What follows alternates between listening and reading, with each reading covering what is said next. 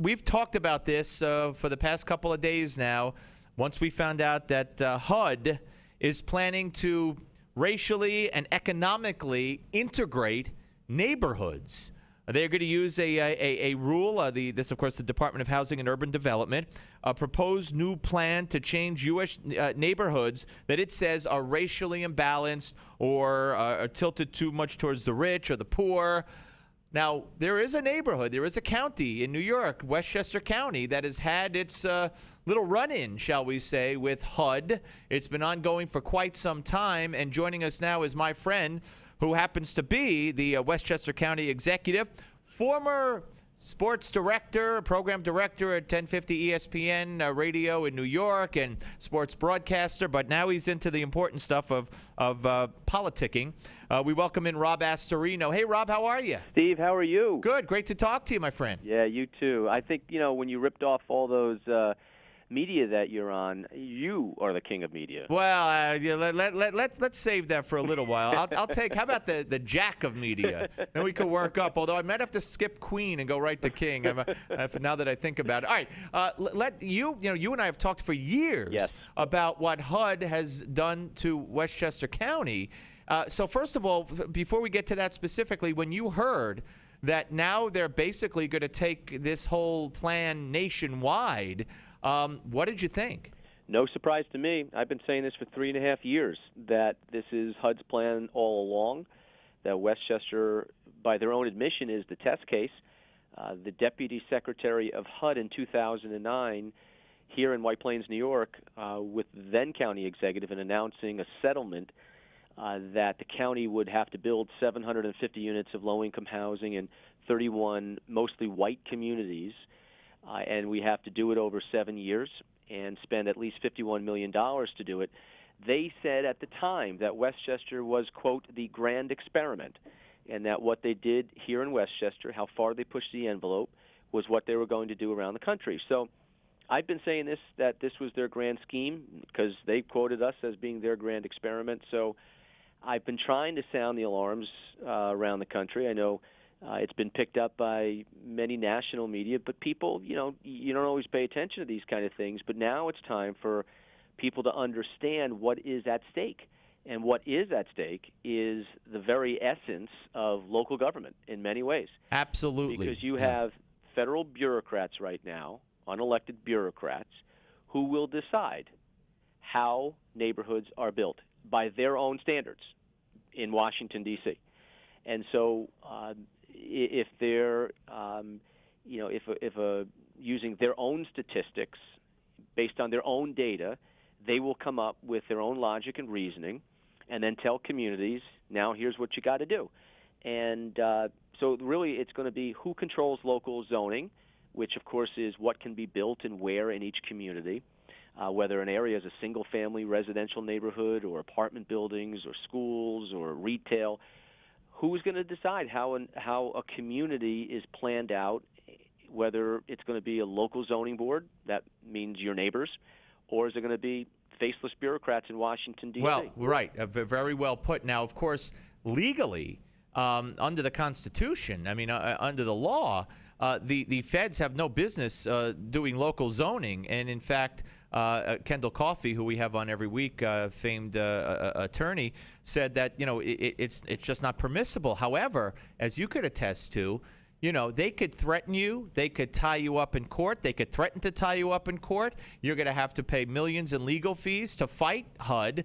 And basically, they could strong-arm you. Tell us what has happened. Give us the basis, the Reader's Digest version. And by the way, Reader's Digest Road, I believe, is up. Is in Chappaqua, where the Clintons live. Yes. Now, interestingly enough, if they're going to start segregating neighborhoods, I don't have the current statistics, but I remember when the last time you and I talked several years ago about this issue, that's when I knew that Chappaqua, where the Clintons live, was one of the, if not the whitest neighborhood, if you will, in the entire country. So I guess they should start with Chappaqua and Hillary's home. But let's talk about what the home of Governor Cuomo, who was the former HUD secretary. Oh, yeah, he's in Chappaqua also. Yes, he is. He lives in Newcastle. You can't, Rob. You can't make it up. No, you can't. You can't make it up. All right. So, but let's talk about what the feds have done. Again, Reader's Digest version, what they've done to you guys in Westchester. Well, here's the crazy part. Westchester is the fourth most diverse county in all of New York State. We are tied with Manhattan. 23% of our nearly 1 million people are of Hispanic heritage. Living in Westchester, like everyone else, where they choose, where they can afford. And that is the case no matter what. The problem is we are also the highest taxed county in the United States of America. And so when I or you or anybody goes to buy a home, you not only have to find out how you're going to be able to afford this house, but then the taxes that go with it, which, by the way, let's just take Chappaqua since you mentioned that. You know, it is not atypical to have a property tax bill of $30,000, $40,000, or $50,000 or more a year. Wow. In that community. Wow. So there are a lot of people, including myself, who cannot afford to live there. Absolutely. And that is not segregated or discriminatory. That is pure economics. And that's really what the essence of this is. There is no, quote, exclusionary zoning. There are no laws that prevent people of a particular race or color or creed or background or familiar status. And I would be the first, by the way, to stand in line with the district attorney and everyone else to prosecute anybody who did that. That's not what this is about. This isn't about real estate agents steering a particular person because of their color or ethnicity towards a different neighborhood or a different school district. This is about being able to afford to live where you can or choose to live where you can. And so zoning by the New York State Constitution, and this is a home rule state. In other words, the county doesn't control zoning. Each community does, by law, under the New York State Constitution, under guidelines, of course. But zoning and discrimination are two different things. Discrimination is wrong. Right. There are rules, there are laws to deal with that.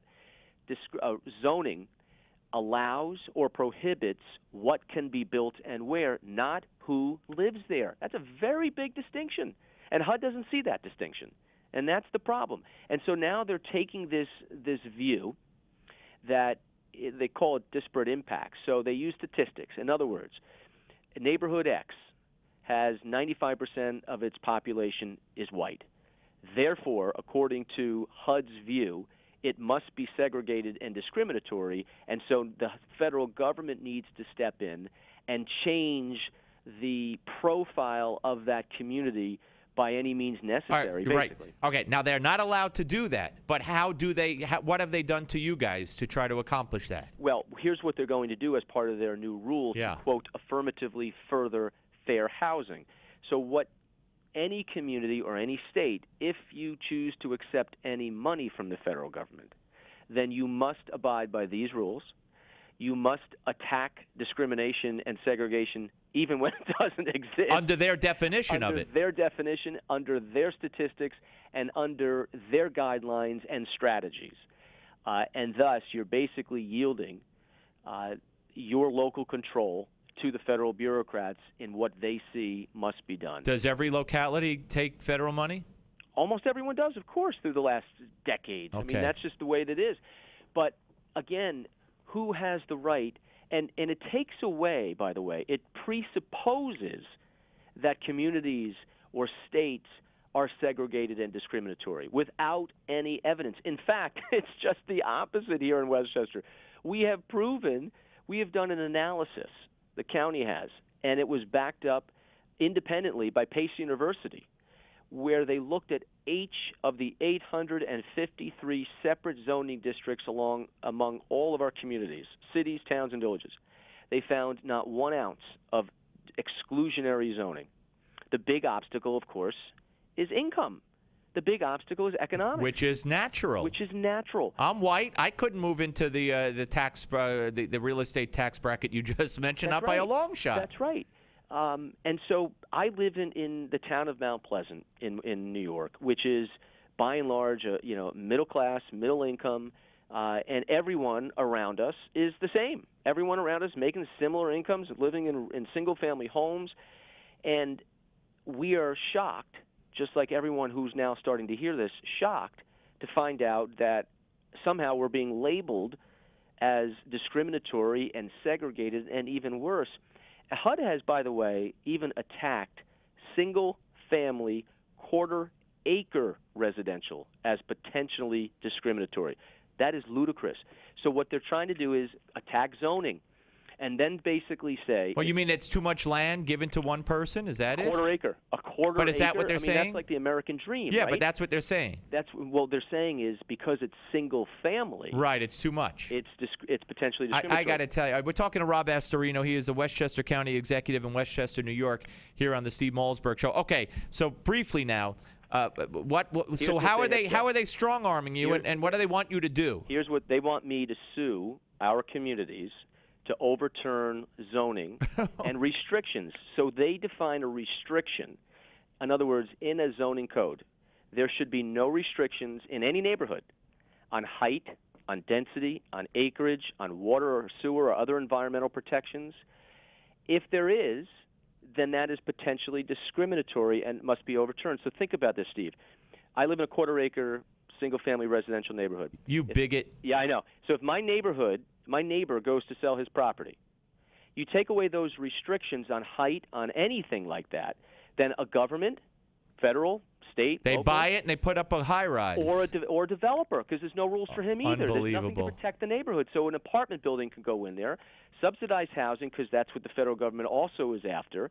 And now you've got a mishmash in every neighborhood where, by the way, all of our communities for decades have been winning awards from the federal government, too, for our affordable housing programs. We are very, not only compassionate, but we have always said, and I say it now, we're still doing it without a gun to our head by the federal government because it's the right thing to do.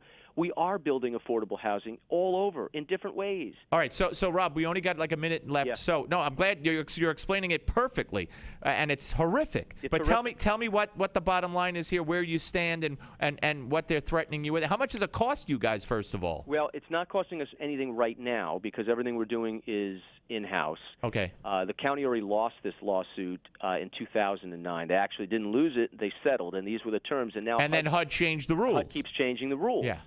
So here's the wake-up call to anybody listening right now.